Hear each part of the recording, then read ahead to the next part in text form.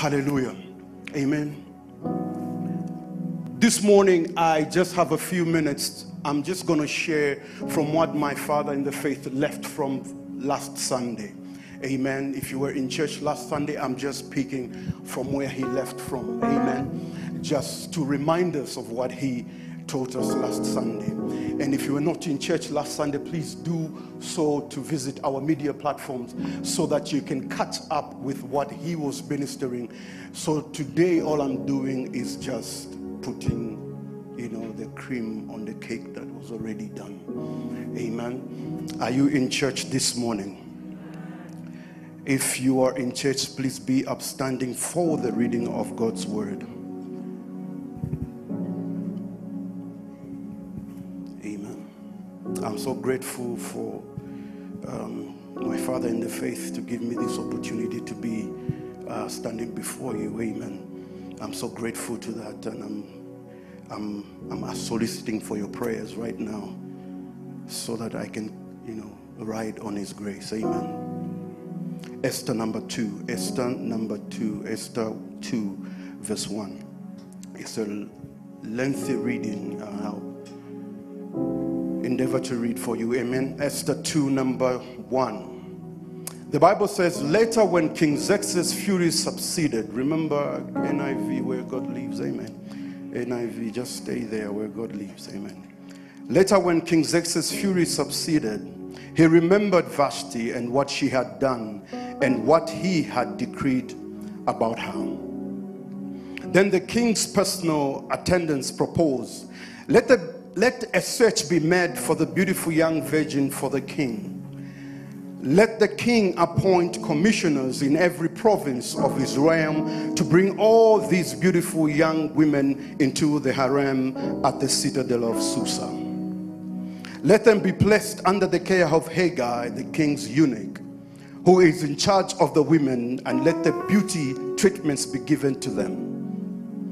Then let the young women who pleases the king be queen instead of Vashti. This advice appealed to the king, and he followed it.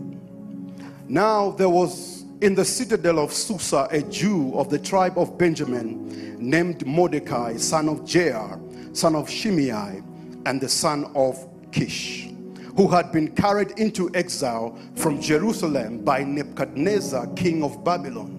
And among those taken captive was Joashim, king of Judah. Mordecai had a cousin named Hadassah, whom she had brought up because she had neither father nor mother. This young woman was also known as Esther, had a lovely figure, and was beautiful. Mordecai had taken her as his own daughter when her father and mother died. Now, when the king's order and edict had been proclaimed, many young women were brought to the citadel of Susa and put under the care of Haggai. Esther also was taken to the king's palace and entrusted to Haggai, who was in charge of the harem. She pleased him and won his favor. Immediately he provided her with beauty treatments and special food. He assigned her 7 female attendants selected from the king's palace and moved her and her attendants into the best place in the harem. Esther had not revealed her nationality and her family background because Mordecai forbidden her to do so. Every day he walked back and forth near the courtyard of the harem to find out how Esther was and what was happening to her. Before a woman's turn came to go into King Xerxes, she had to complete 12 months of beauty treatments prescribed for the women. 12 months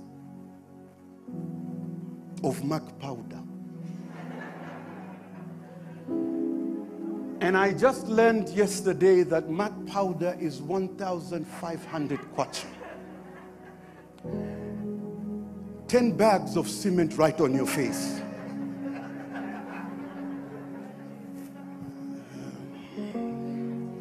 Six months with the oil of myrrh. That's why it's so hard to find bio oil in the chemist right now. 6 months in salad. 6 months with perfume and cosmetics. That's why I always tell my wife, I like you natural. It blesses my heart when I see you natural. This is how she would go to the king. Anything she wanted was given to her to take with her from the harem to the king's palace. Let us pray. King of kings, Lord of lords, minister to us in the time that you have ordained on this day. Father, I hide behind the cross. I surrender myself to the grace and the angels that minister with my Father in the faith. Do what pleases you in our midst. Make the ears of those that hear tingle, that they may hear that word for a now moment. Bless your people for all they are listening to your word this morning in destiny. In Jesus' mighty name, amen and amen. Hallelujah. Please take your seats. I've got a few minutes and I've got quite a number of ground to cover. The book of Esther is an interesting book because of its many attributes that we can relate to in so many fronts in our lives. We see her getting to the place of authority and power because of the months, a lot of months of induction. Amen. We see her getting through weeks of teaching of the royal etiquette and the queen's proprieties. Adasa, as we came to learn of her other name, was not only the young beautiful woman or the young beautiful virgin that was going through the process of becoming. This happened because a decree was sounded by the king through his king's instructions by his personal attendants. So Esther allowed the process to take effect under the care of Hagar, who was in charge of the harem. Now, the harem is a place which was reserved for the king's wives or the king's concubine. Now, listen to this. Esther did not identify or bring about her identity when she got into the palace. She did not reveal her identity even if she met the criteria. She was even given strict instructions to withhold her identity. Why? Because what opens doors of favor in your life, it is not where you were born into. It is not the family you were born into. It is not what describes who you are. It is not the family you were born into. It is not the place you are coming from. But what opens impossible doors is coming face to face with that thing that disqualifies you to become. Someone shared, I think this should be Addis, she shared that FOCUS as an acronym says focus is follow one course until success. Success has no tribe. Success has no race. Success has no favorites. Success listens to people who heed instructions with the ability to execute it and with the audacity to bring that thing to pass. Esther did not needed to be reminded that she was born on the wrong side of the family. Esther didn't need to be reminded that she was born on the other side of the family, or she was not qualified to be in the citadel of Susa. All Esther needed to be told is to be told the possibility to be placed in a place where it was impossible to become. You must understand, because the problem that we have is we read too many negative information around us. We read too many negative information that is choking our judgment of becoming. Because negativity traps possibilities. When you listen to people whose marriages have failed, it blurs our possibility for a perfect marriage. At no, Makadas na Majerabos have taken all the jobs.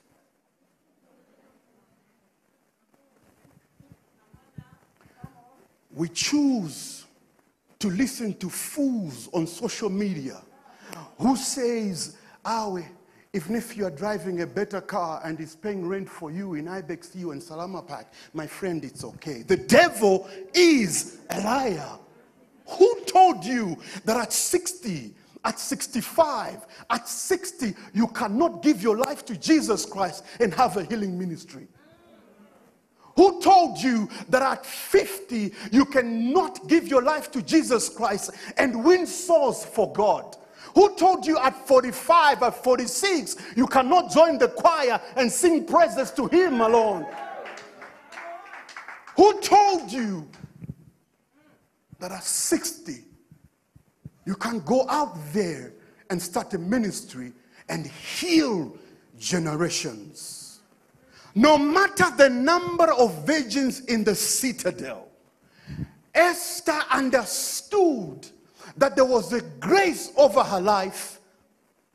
Because there was grace over her life, she heard a man that spoke into her life. The title of my message this morning is The Sound of Faith. The sound of faith. Mordecai spoke to Esther. And Esther thought, I may not be qualified. I may not be educated. I may not have the looks of the other virgins. But I hear a sound of faith. Say, the steps of the righteous man are ordered by the Lord. This season and time, it is a time where you dare God by His word. Because in Jeremiah 1:12, the Bible says, for I am watching over my word to perform it.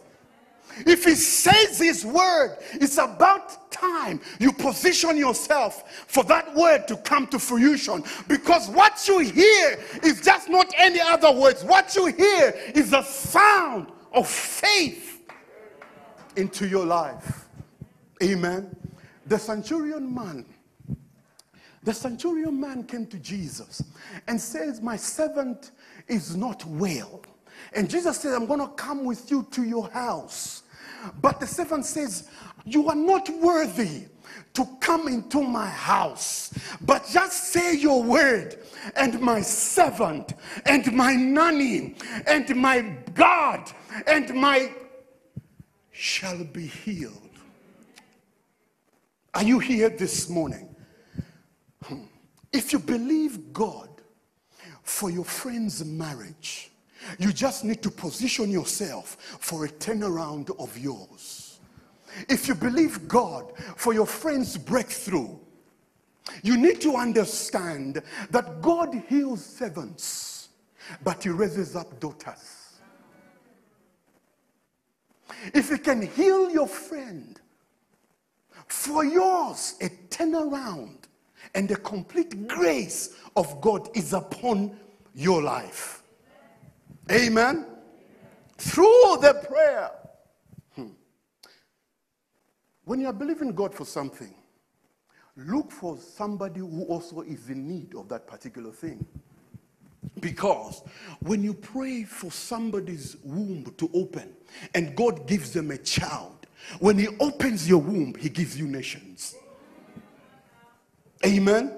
When you labor for someone's door, to open, when He comes to you, He opens doors of possibilities. Because you labored for one door, but He gives you doors of opportunities. Shout, I hear the sound of faith. Father, I pray for your people I pray for them in the name of Jesus, that what they said to do the remaining half of this year, Father, confirm it with signs and wonders. What brought you distress? But the reason of the sound of faith, favor is your portion. Favor is your portion in the name of Jesus. I don't know who I'm talking to on this Sunday morning. I don't know who I'm talking to, but I believe if God healed the woman with the issue of blood and gave Sarah a child at 90, and with Lazarus 4 days after he had died, but he heard the sound of faith. Even in where he was, if God can do it then, 4 days Lazarus could hear the sound of faith, and what killed him brought him to life. If God can do that, if he did it then, if he did it in Jerusalem, he can do it in Mohas now. If he did it right there, he can do it this hour. In the name of Jesus, all you need to do is to hear the sound of faith. Position yourself to be the hearer of the incorruptible word of God, because when you hear the word of God, you hear the sound of faith. All you need is the word of God. You don't need the laying on of hands. You need the word of God, and the word of God brings the grace of God. When the grace of God, the Shekinah glory of God comes upon you, when the Shekinah glory comes on you, he inhabits the praises of his people, and everything that has held you bound because of his presence, the sound of faith will bring it to pass. Are you here, somebody? You just need to look for people that have got testimonies of God. Just look for people that have got testimonies of his grace, because when you hear testimonies, you build your capacity of your faith, because testimonies produce the capacity to have faith. Are you here, somebody? That's why the remaining half of this year, please hear me, the remaining half of this year, don't mix yourself with people who are going with the same problem as you. Don't mix with people who are going through the same problem as you. If they are going through the same problem as you, it is a sign for you to shift camps. Why? Because they don't have the grace. They don't have the fortitudes to believe that things can change. Shout, I hear the sound of faith. Make me feel better. Shout, I hear the sound of faith. I'm in Esther 2:8. Esther 2:8. Esther 2:8. When all the virgins were brought to the citadel of Susa, Esther understood, I don't need to hang around with all these virgins, because all they know is to keep themselves pure and safe before time. Keeping pure and safe before time, I know. Amen. This level of purity, I know. But for me to break the ceiling of now, I must plug into another level of wisdom of people that have been there before me. Esther immediately connected to the grace of Hagar, the eunuch who has been in the system before her. Because the people who have been there before you create the works of the evidence of faith. That's why when you are in a marriage, look for people that have been there before you. If you're going into a relationship, look for people that have been there before you, because they give you the evidence of the works of faith. You must understand that what you hear determines what you pursue. What you hear determines what you pursue, because conversation with the wise is a birthplace for passion. And passion unlocks the curiosity of your desires. This time we are living in may be challenging for some people. But there have to be somebody who needs to stand. There have to be somebody who is strong. There have to be somebody who has an idea. There have to be someone who believes. Why can't it be you? Amen? Marriage is going to challenge you. I'm sorry to say this, but marriage is going to challenge you. Your business is going to challenge you. Your relationship, they are going to challenge you. If it won't challenge you, it will not change you. The difference with the people that have made it in life is they come face to face with darkness, and all they hear is everything works together for good. For those that are called according to his purpose. Don't give up when you are tired. Don't give in when you are tired.